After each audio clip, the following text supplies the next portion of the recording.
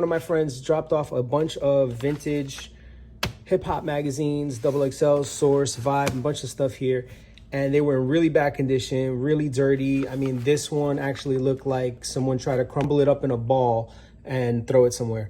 So what I'm gonna do here is I'm gonna try to restore these to the best of my ability. I picked out kind of like some of the worst looking ones, and let's see how it goes. One of the things you're gonna need is a small brush and a dustpan. You just wanna kind of try to get any particles of junk on here. You can't see it, but this literally has a layer of just dirt on it, and it just feels really nasty and grimy when you touch it. So you want to do the front cover, the back cover, make sure you do that. Get all that dirt off the table. And then you can actually flip through the pages and kind of get the additional dust out if it's dusty in the pages. This thing is okay. So I'm just kind of going through it and now getting that out. All right, another thing you're gonna need are some electronic anti-static wipes. You're just gonna give it a nice wipe, and these wipes are great because they're for electronics and they're really not that moist, but as you can see here, they do get some dirt out. I wanna do that on the back as well. And again, you could do it on the inside if you feel like it. If they smell like mold or they have mold and you want to get the mold out, because who the wants mold in their house, then I would recommend hydrogen peroxide and a paper towel. Now, you don't want to put too much peroxide on it, so I say dab it up, get it nice and wet, and then fold it over and transfer that, and then you could fold it over again and transfer that there. Okay, so now that it's just moist, you want to just try to get off any stains or any mold you may see on here. This already has water damage on it from how it was stored. So I'm just going to lightly go over the magazine and get off any extra funk. Last but not least, I'm using a pillowcase, and I'm not trying to flex here. It's just an old Ralph Lauren pillowcase that I had for a long time.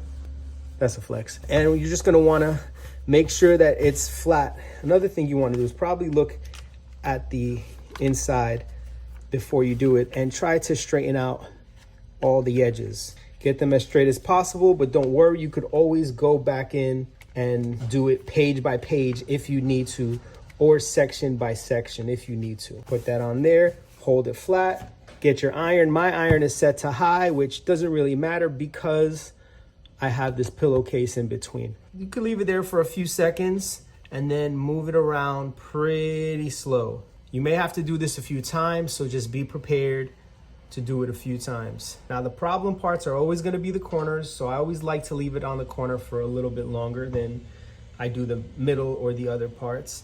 This whole magazine is incredibly bent, so what I'm doing here is not gonna be enough. So as you could tell, it helped, but not that much. So because of that, I'm going to focus on the first couple pages. Just make sure the thing is not stuck. And it is. So this particular magazine had a lot of two-sided adhesive on it. Not sure why, because it's in random places. So I'm just gonna open this here and focus on this part.